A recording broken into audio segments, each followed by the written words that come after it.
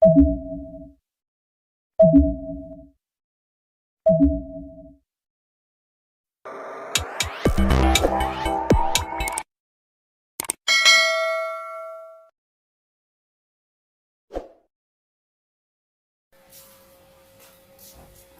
guys.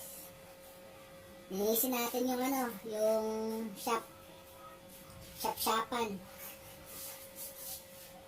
Nilisin natin yung tambakan dito.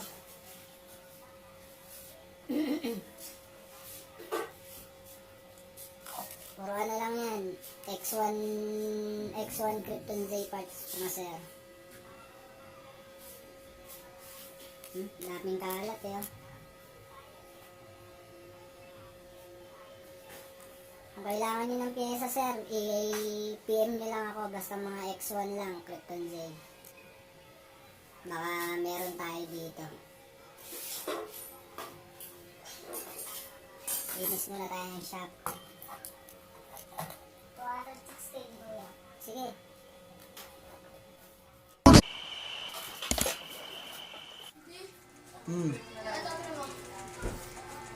Oh. Boss, okay na. Magligpit na.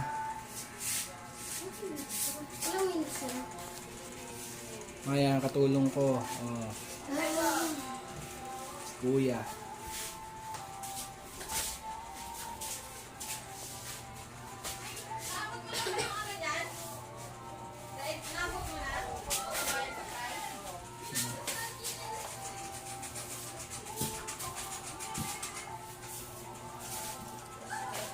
Sa mga may kailangan ng parts ng X1 Krypton Z, meron po tayo dito.